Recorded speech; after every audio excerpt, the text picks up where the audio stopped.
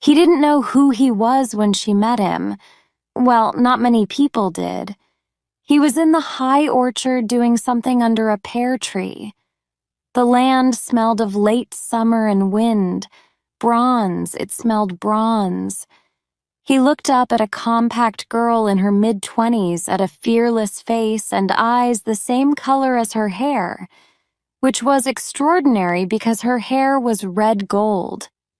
She looked down at a leather-skinned man in his 40s, at a gold leaf electroscope in his hand, and felt she was an intruder.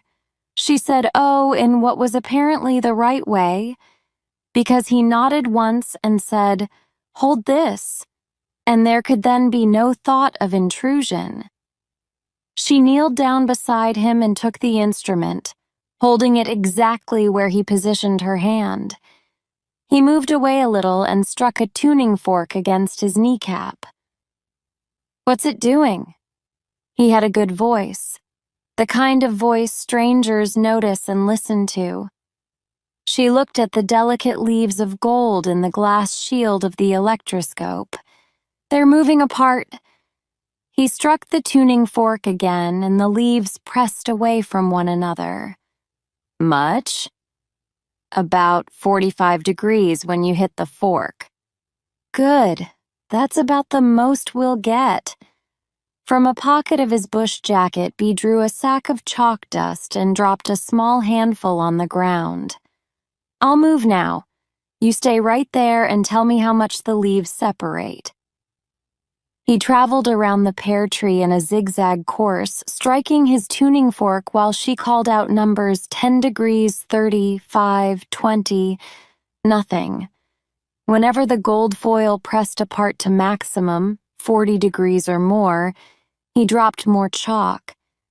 When he was finished, the tree was surrounded by a rough oval of white dots. He took out a notebook and diagrammed them and the tree, put away the book, and took the electroscope out of her hands. "Were you looking for something?" he asked her. "No," she said. "Yes." He could smile. Though it did not last long, she found the expression surprising in a face like his. That's not what is called in a court of law a responsive answer. She glanced across the hillside, metallic in that late light. There wasn't much on it. Rocks, weeds the summer was done with, a tree or so, the orchard. Anyone present had come a long way to get here. "It wasn't a simple question," she said, tried to smile and burst into tears. She was sorry and said so. "Why?" he asked. This was the first time she was to experience this ask the next question thing of his. It was unsettling. It always would be, never less, sometimes a great deal more. Well, one doesn't have emotional explosions in public. You do. I don't know this one you're talking about. I guess I don't either now that you mention it. Tell the truth then. No sense in going around and around about it. He'll think that and the like. I'll think what I think, whatever you say, or go down the mountain and just don't say any more. She did not turn to go, so he added, "Try the truth then. If it's important, it's simple, and if it's simple, it's easy to say." "I'm going to die," she cried. "So am one. I have a lump in my breast. Come up to the house and I'll fix it." Without another word, he turned away and started through the orchard. Startled half out of her wits, indignant and full of insane hope, experiencing even a quick curl of astonished laughter, she stood for a moment watching him go and then found herself, at what point did I decide, running after him. She caught up with him on the uphill margin of the orchard. "Are you a doctor?" He appeared not to notice that she had waited, had run. "No," he said, and walking on, appeared not to see her stand again pulling at her lower lip, then run again to catch up. "I must be out of my mind," she said, joining him on a garden path. She said it to herself. He must have known because he did not answer. The garden was alive with defiant chrysanthemums and a pond in which she saw the flicker of a pair of red-cap imperials, silver, not goldfish, the largest she had ever seen. Then, the house. First, it was part of the garden with its colonnaded terrace, and then with its rock walls, too massive to be called fieldstone, part of the mountain. It was on and in the hillside. Its roof paralleled the skylines, front and sides, and part of it was backed against an out-jutting cliff face. The door, beamed and studded and featuring two archers' slits, was opened for them, but there was no one there. And when it closed, it was silent.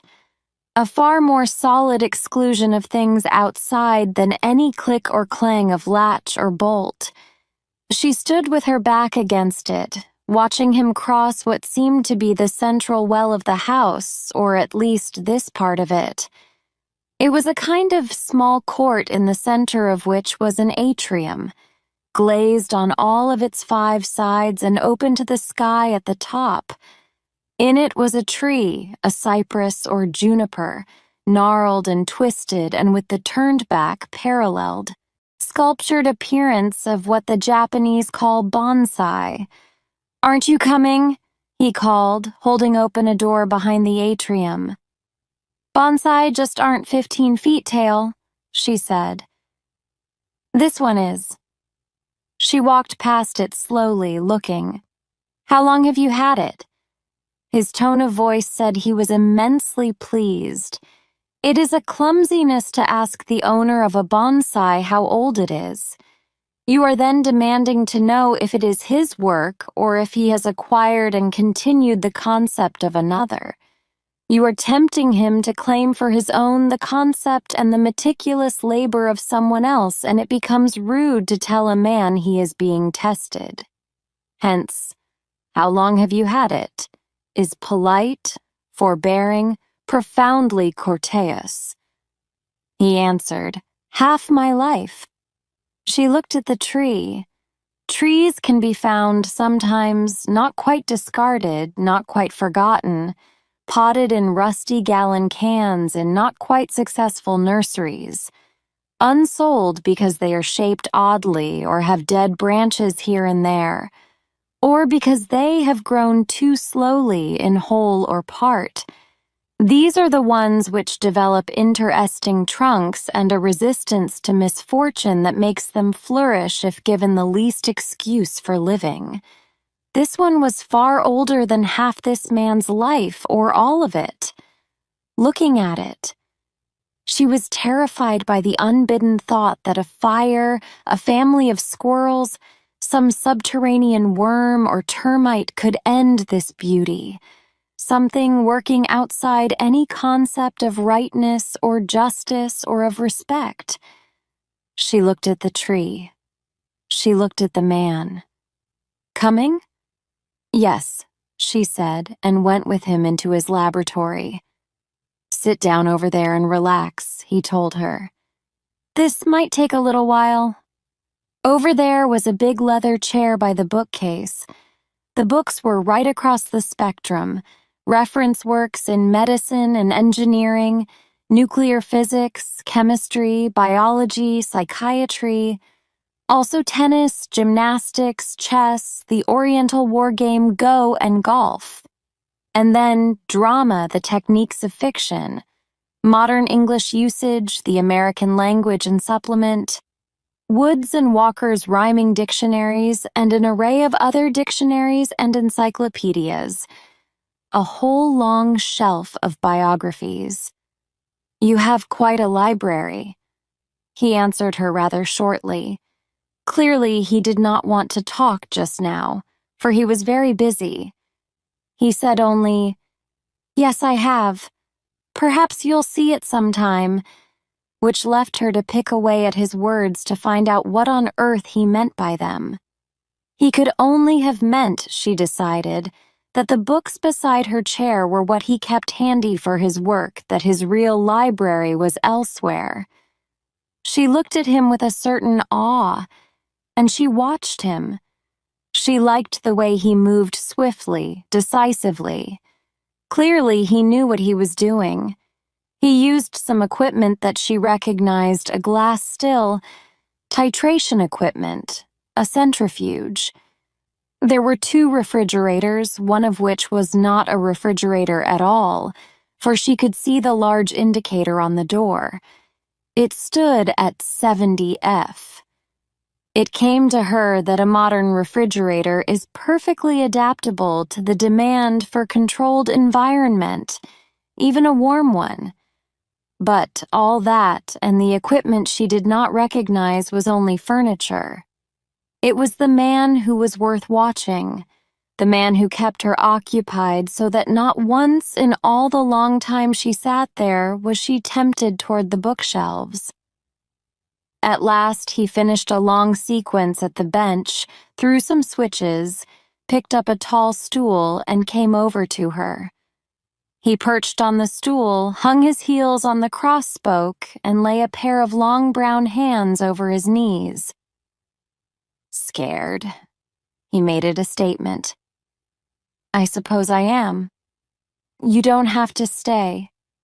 Considering the alternative, she began bravely, but the courage sound somehow oozed out. It can't matter much. Very sound, he said almost cheerfully.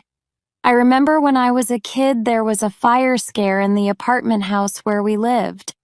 It was a wild scramble to get out, and my 2-year-old brother found himself outside in the street with an alarm clock in his hand. It was an old one, and it didn't work. But of all the things in the place he might have snatched up at a time like that, it turned out to be the clock. He's never been able to figure out why. Have you? Not why he picked that particular thing, no. But I think I know why he did something obviously irrational. You see, panic is a very special state. Like fear and flight or fury and attack, it's a pretty primitive reaction to extreme danger. It's one of the expressions of the will to survive. What makes it so special is that it's irrational. Now, why would the abandonment of reason be a survival mechanism? She thought about this seriously. There was that about this man which made serious thought imperative. I can't imagine, she said finally, unless it's because in some situations, reason just doesn't work. You can't imagine, he said, again radiating that huge approval, making her glow. And you just did. If you are in danger and you try reason and reason doesn't work, you abandon it. You can't say it's unintelligent to abandon what doesn't work, right? So then you are in panic. You start to perform random acts. Most of them, far and away most will be useless. Some might even be danger ouse. But that doesn't matter, you're in danger already. Where the survival factor comes in is that away down deep, you know that 1 chance in a million is better than no chance at all. So, here you sit. You're scared and you could run. Something says you should run, but you won't. She nodded. He went on. You found a lump. You went to a doctor and he made some tests and gave you the bad news. Maybe you went to another doctor and he confirmed it. You then did some research and found out what was to happen next. The exploratory, the radical, the question-able recovery, the whole long agonizing procedure of being what they call a terminal case. You then flipped out. Did some things you hope I won't ask you about. Took a trip somewhere, anywhere. Wound up in my orchard for no reason. He spread the good hands and let them go back to their kind of sleep. Panic. The reason for little boys in their pajamas standing at midnight with a broken alarm clock in their arms, and for the existence of quacks. Something chimed over on the bench, and he gave her a quick smile and went back to work, saying over his shoulder, "I'm not a quack, by the way. To qualify as a quack, you have to claim to be a doctor. I don't." She watched him switch off, switch on, stir, measure, and calculate. A little orchestra of equipment chorused and soloed around him as he conducted, whirring, hissing, clicking, flickering. She wanted to laugh, to cry, and to scream. She did not one of these things for fear of not stopping, ever. When he came over again, the conflict was not raging within her, but was exerting steady and opposed tensions. The result was a terrible stasis, and all she could do when she saw the instrument in his hand was to widen her eyes. She quite forgot to breathe. "Yes, it's a needle," he said, his tone almost bantering.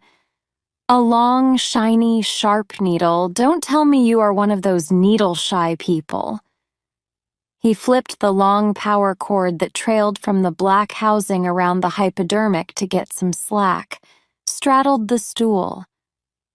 "Want something to steady your nerves?" She was afraid to speak. The membrane containing her sane self was very thin, stretched very tight.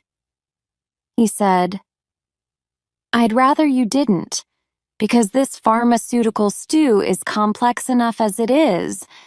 But if you need it," she managed to shake her head a little and again felt the wave of approval from him.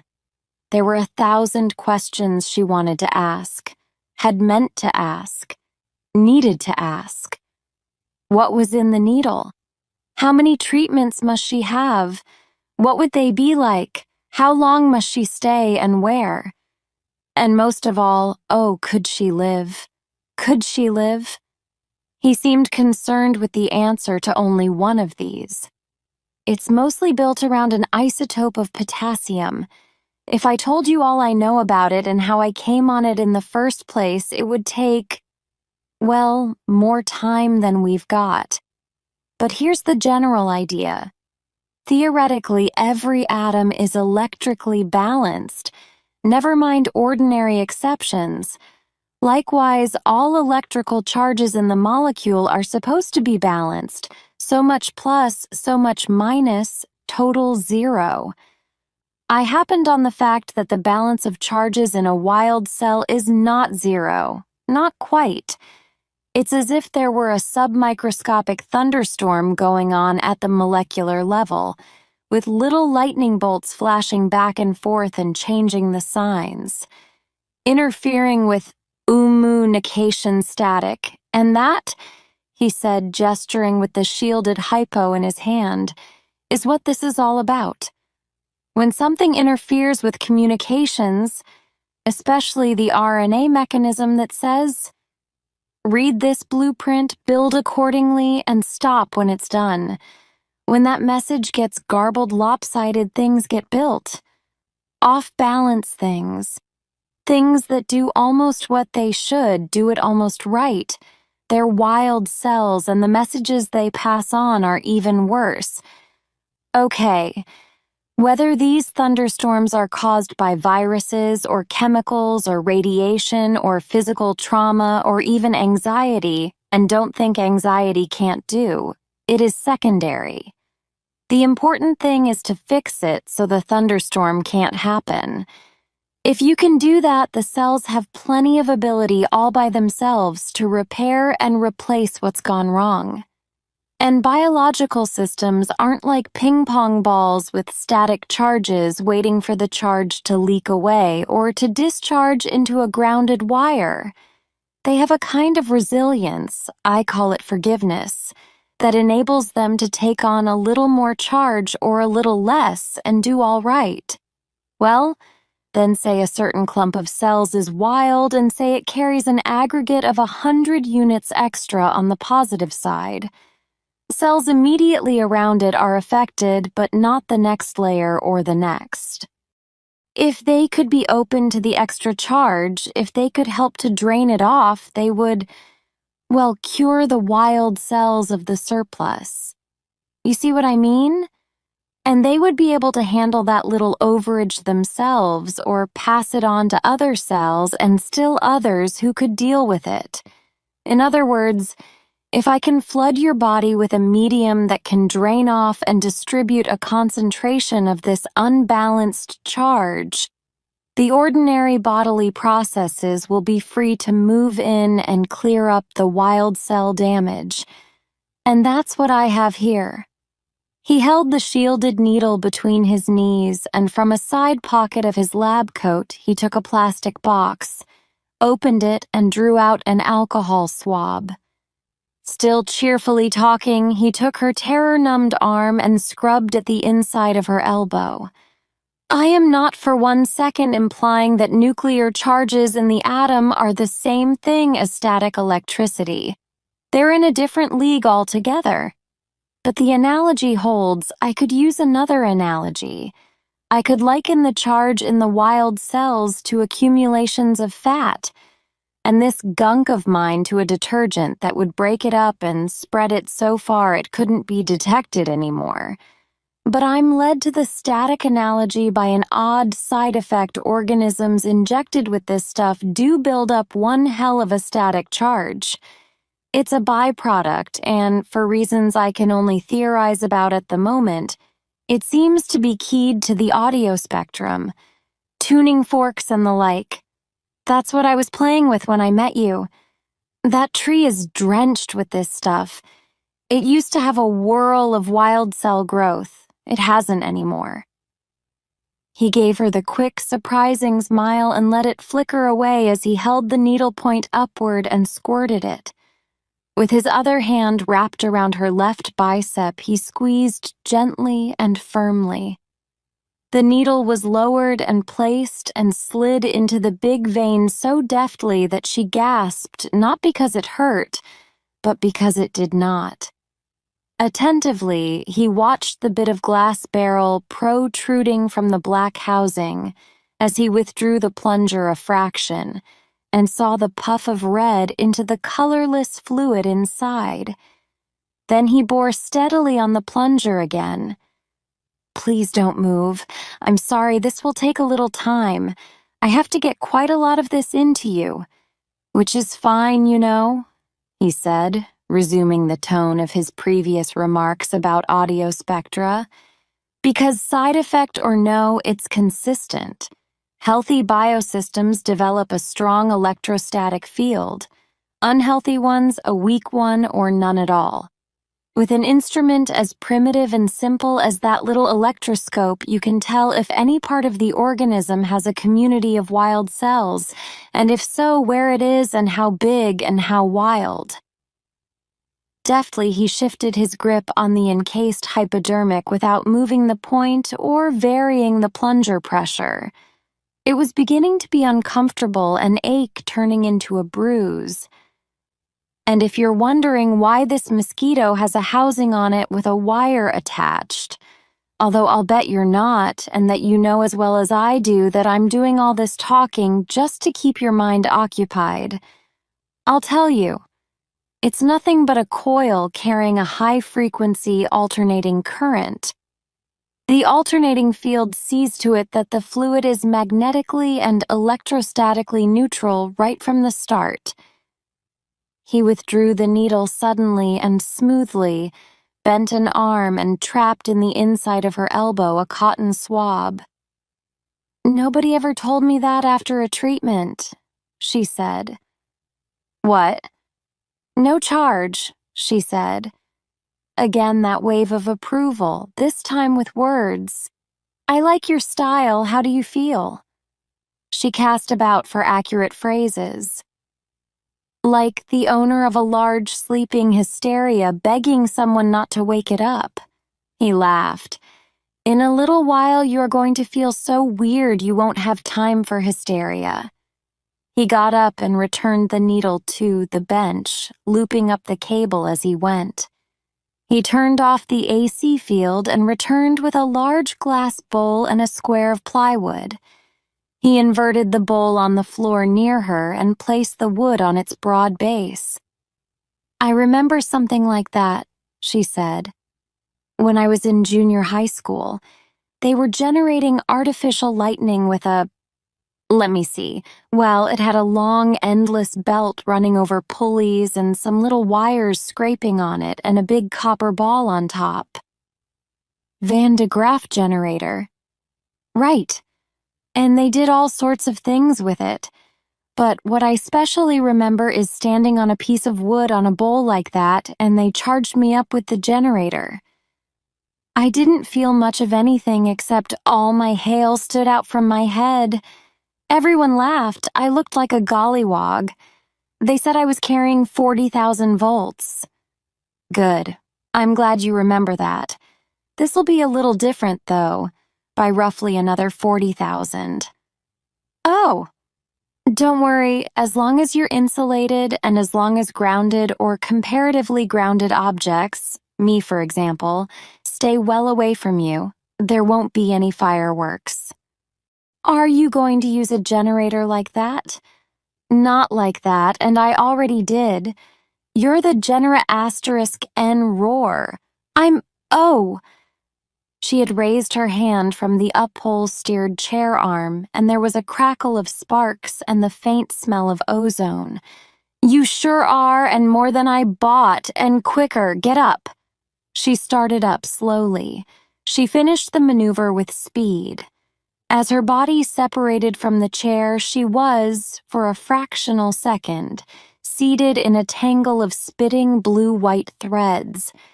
They, or she, propelled her 1.5 yards away, standing. Literally shocked half out of her wits, she almost fell. "Stay on your feet," he snapped, and she recovered, gasping. He stepped back a pace. "Get up on the board, quickly now." She did as she was told, leaving for the 2 paces she traveled, 2 brief footprints of fire. She teetered on the board. Visibly, her hair began to stir. "What's happening to me?" she cried. "You're getting charged after all," he said jovially, but at this point she failed to appreciate the extension of even her own witticism. She cried again, "What's happening to me?" "It's all right," he said consolingly. He went to the bench and turned on a tone generator. It moaned deep in the 1 to 300 cycle range. He increased the volume and turned the pitch control. It howled upward, and as it did so, her red-gold hair shivered and swept up and out, each hair attempting frantically to get away from all the others. He ran the tone up above 10,000 cycles and all the way back to a belly-bumping, inaudible 11. At the extremes, her hair slumped, but at around 1100 it stood out in, as she had described it, gollywog style. She could feel it. He turned down the gain to a more or less bearable level and picked up the electroscope. He came toward her, smiling. "You are an electroscope, you know that? And a living Van de Graaff generator as well, and a gollywog." "Let me down," was all she could say. "Not yet. Please hang tight. The differential between you and everything else here is so high that if you got near any of it, you'd discharge into it. It wouldn't harm you, it isn't current electricity, but you might get a burn and a nervous shock out of it." He held out the electroscope. Even at that distance, and in her distress, she could see the gold leaves writhe apart.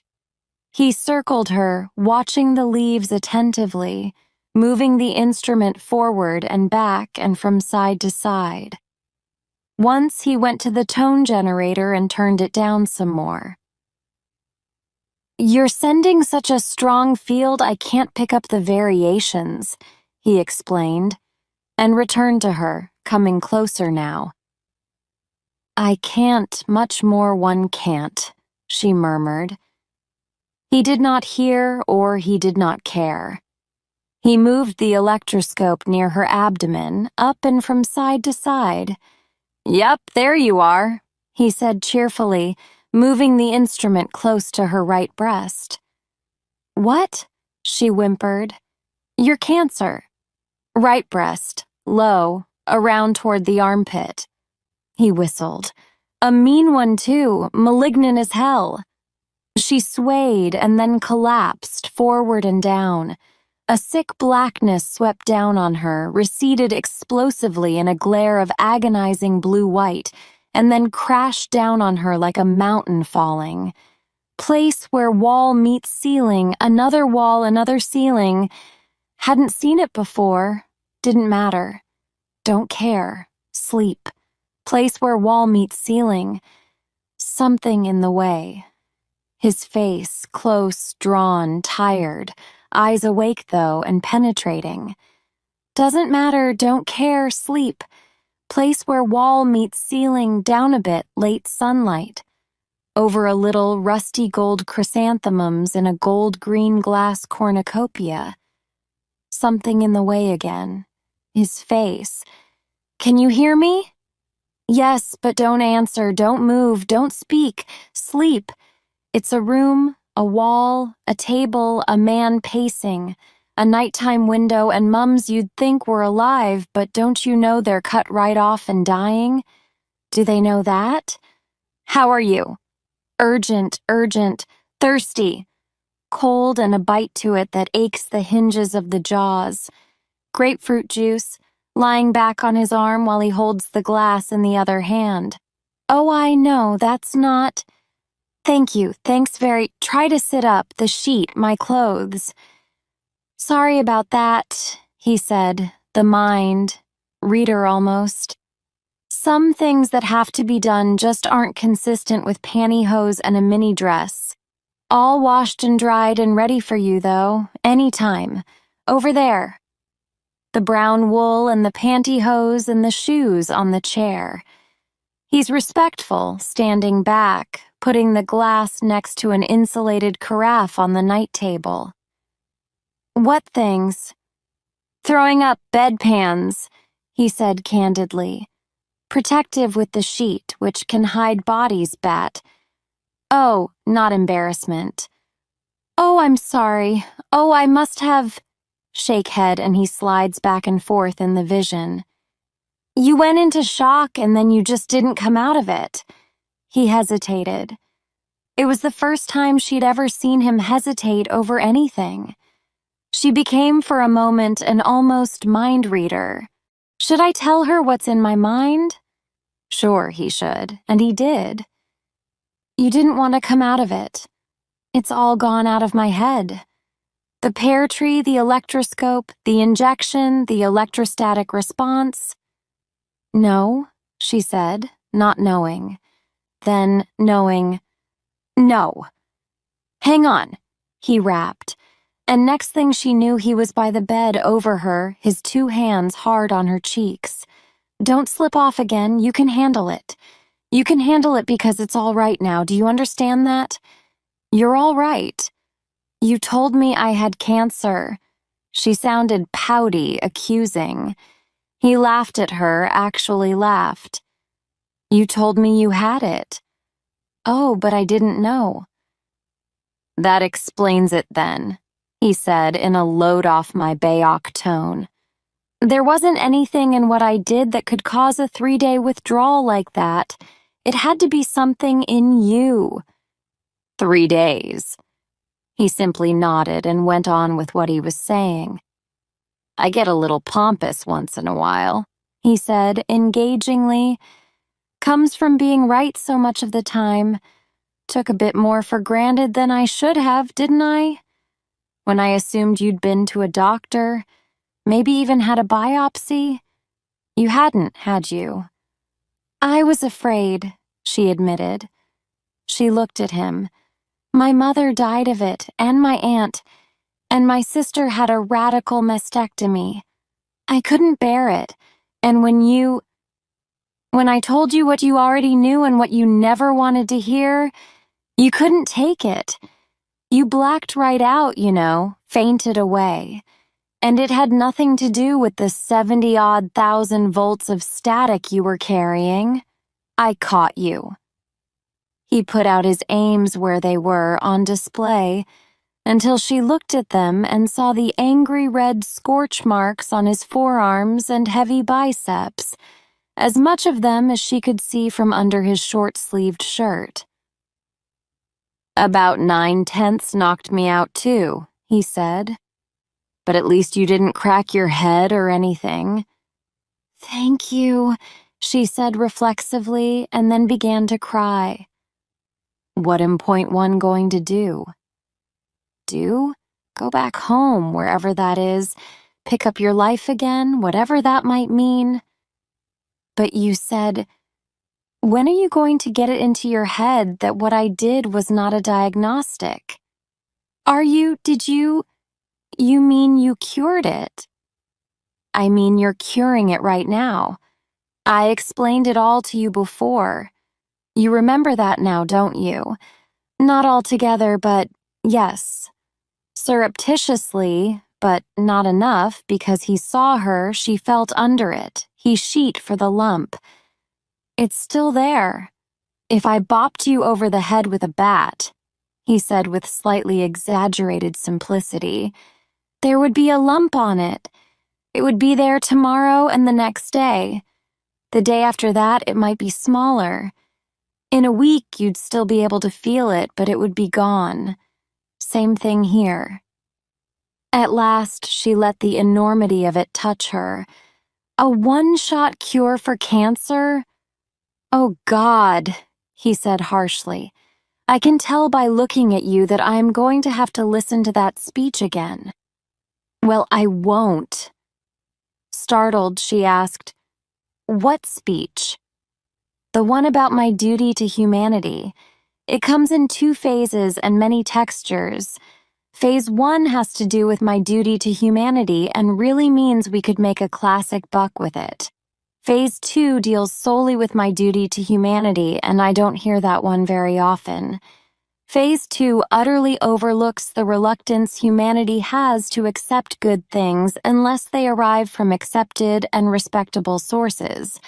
Phase 1 is fully aware of this, but gets rat-shrewd in figuring ways around it. She said, I don't, but could get no farther.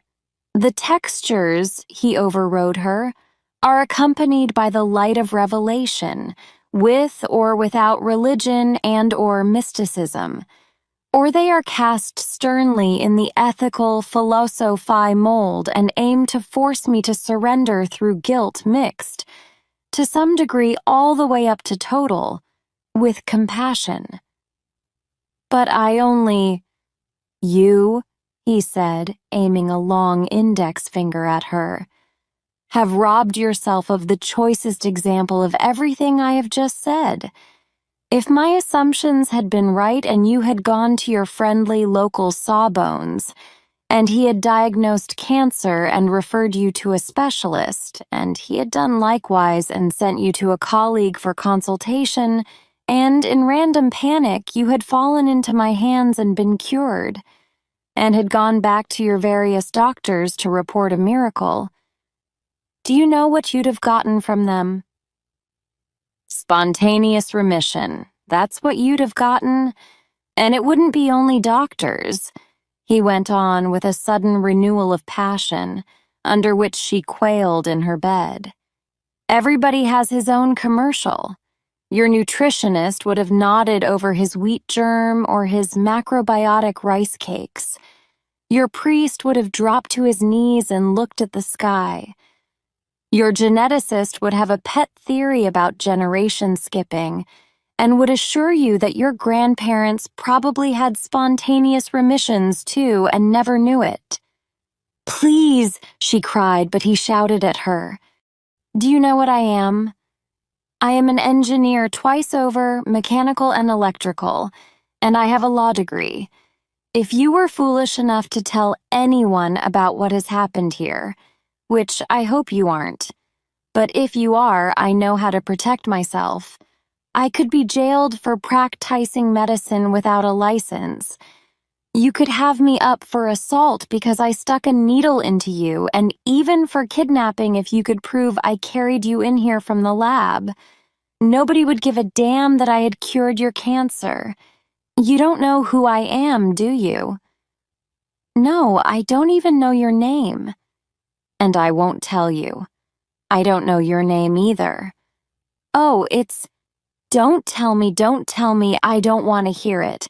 I wanted to be involved with your lump and I was. I want it and you to be gone as soon as you're both up to it. Have I made myself absolutely clear? Just let me get dressed, she said tightly, and I'll leave right now. Without making a speech. Without making a speech. And in a flash, her anger turned to misery, and she added, I was going to say I was grateful. Would that have been all right, sir? And his anger underwent a change, too, for he came close to the bed and sat down on his heel, bringing their faces to a level, and said quite gently, That would be fine. Although you won't really be grateful for another 10 days when you get your spontaneous remission reports. Or maybe for 6 months or a year or 2 or 5 when examinations keep on testing out negative. She detected such a wealth of sadness behind this that she found herself reaching for the hand with which he steadied himself against the edge of the bed. He did not recoil, but he didn't seem to welcome her touch either. Why can't I be grateful right now? That would be an act of faith, he said bitterly. And that just doesn't happen anymore if it ever did. He rose and went toward the door. Please don't go tonight, he said. It's dark and you don't know the way. I'll see you in the morning. When he came back in the morning, the door was open. The bed was made and the sheets were folded neatly on the chair, together with the pillow slips and the towels she had used. She wasn't there. He came out into the entrance court and contemplated his bonsai. Early sun gold-frosted the horizontal upper foliage of the old tree and brought its gnarled limbs into sharp relief, tough brown-gray creviced in velvet. Only the companion of a bonsai, there are owners of bonsai, but they are a lesser breed, fully understands the relationship. There is an exclusive and individual treeness to the tree because it is a living thing and living things change, and there are definite ways in which the tree desires to change. A man sees the tree and in his mind makes certain extensions and extrapolations of what he sees and sets about making them happen. The tree in turn will do only what a tree can do, will resist to the death any attempt to do what it cannot do or to do in less time than it needs. The shaping of a bonsai is therefore always a compromise and always a cooperation. A man cannot create bonsai nor can a tree. It takes both and they must understand one another. It takes a long time to do that. One memorizes one's bonsai, every twig, the angle of every crevice and needle, and lying awake at night or in a pause 1,000 miles away, one recalls this or that line or mass. One makes one's plans. With wire and water and light, with tilting and with the planting of water-robbing weeds or heavy root-shading ground cover, one explains to the tree what one wants. And if the explanation is well enough made, and there is great enough understanding, the tree will respond and obey, almost. Always there will be its own self-respecting, highly individual variation. Very well, I shall do what you want, but I will do it my way. And for these variations, the tree is always willing to present a clear and logical explanation, and, more often than not, almost smiling. It will make clear to the man that he could have avoided it if his understanding had been better. It is the slowest sculpture in the world, and there is at times doubt as to which is being sculpted, man or tree.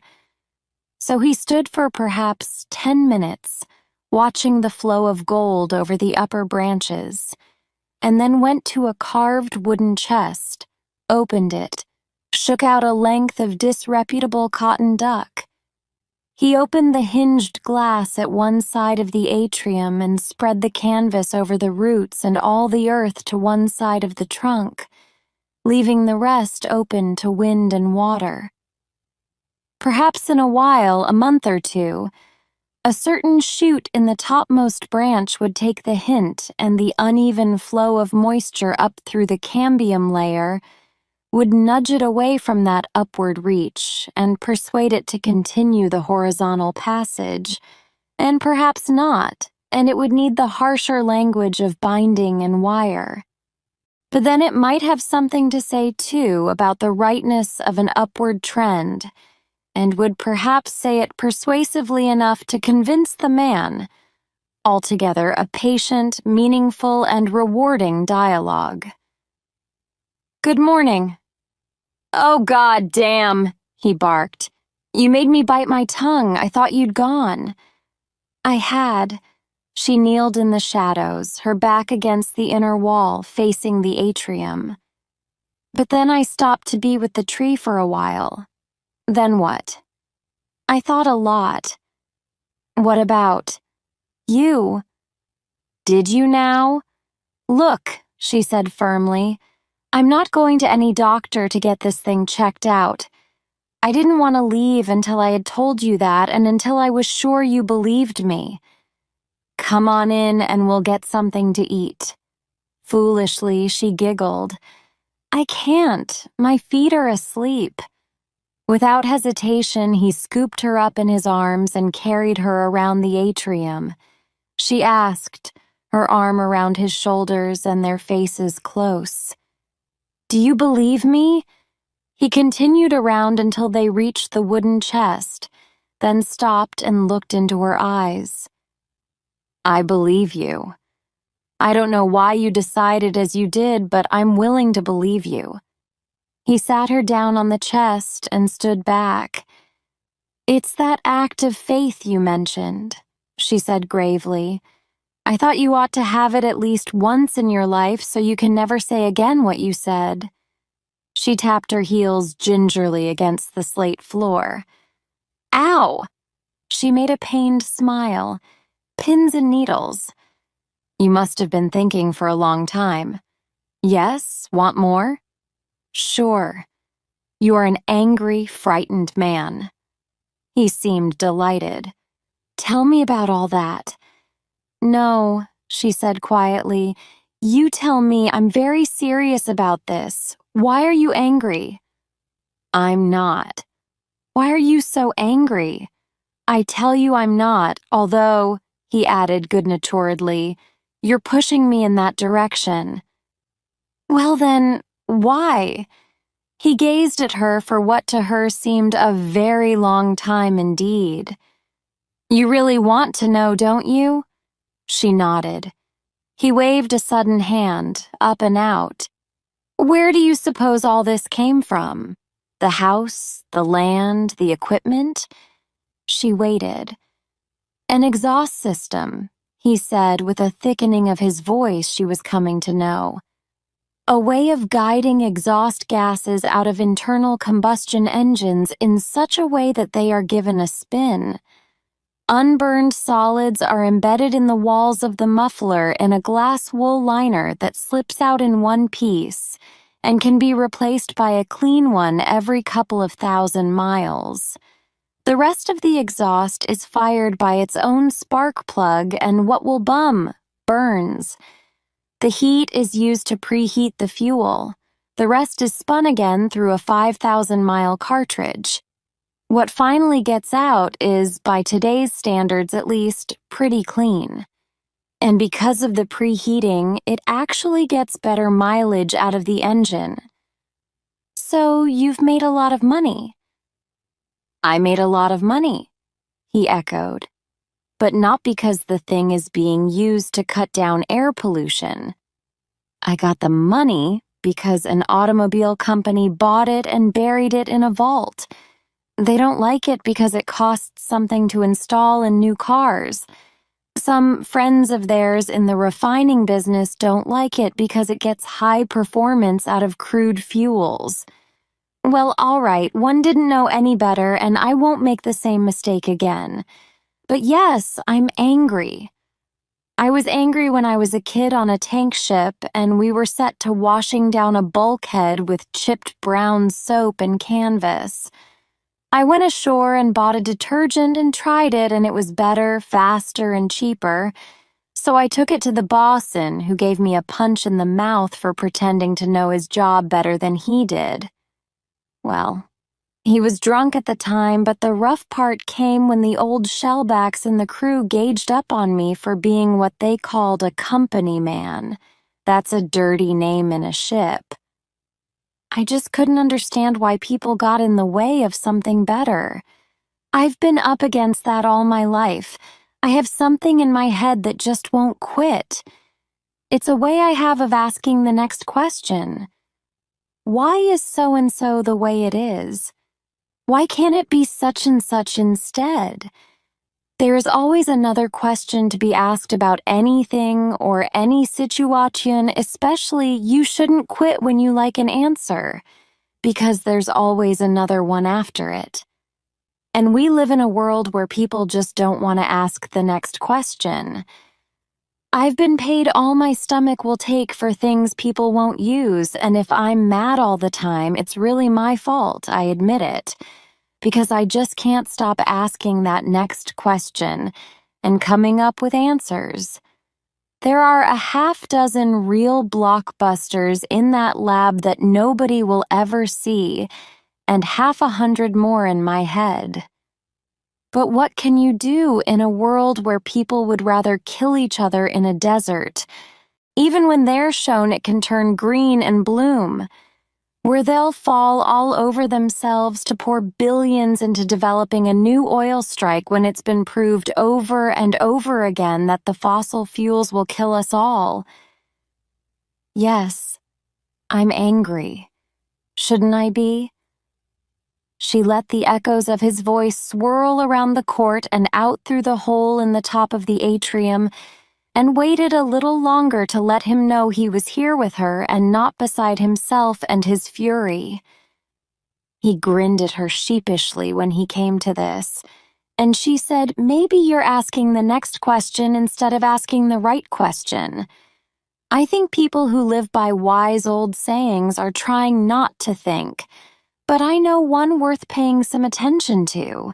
It's this: if you ask a question the right way, you've just given the answer."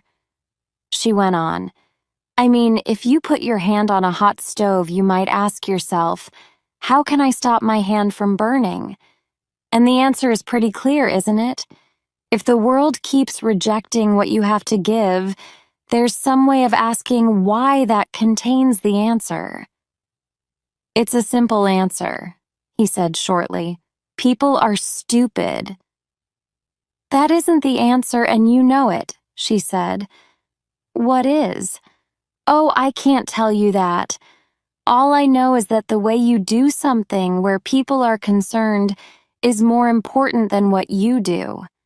If you want results, I mean, you already know how to get what you want with the tree, don't you? I'll be damned. People are living, growing things too. I don't know 100th part of what you do about bonsai, but I do know this. When you start one, it isn't often the strong, straight, healthy ones you take. It's the twisted, sick ones that can be made the most beautiful. When you get to shaping humanity, you might remember that. Of all the... I don't know whether to laugh in your face or punch you right in the mouth. She rose. He hadn't realized she was quite this tall. "I'd better go." "Come on now. You know a figure of speech when you hear one." "Oh, I didn't feel threatened. But I'd better go, all the same." Shrewdly he asked her, "Are you afraid to ask the next question?"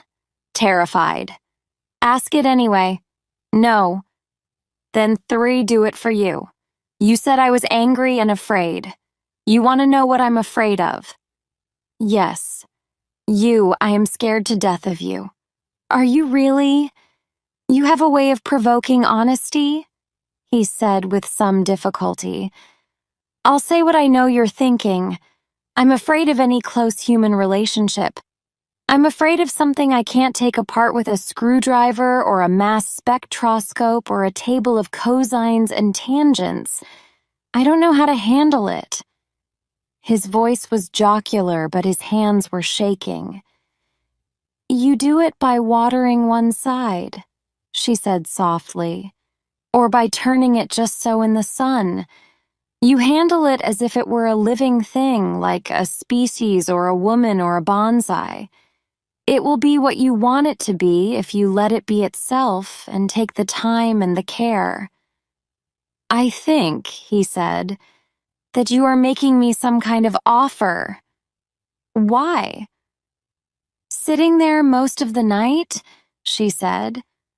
I had a crazy kind of image. Do you think two sick, twisted trees ever made bonsai out of one another? What's your name? He asked her.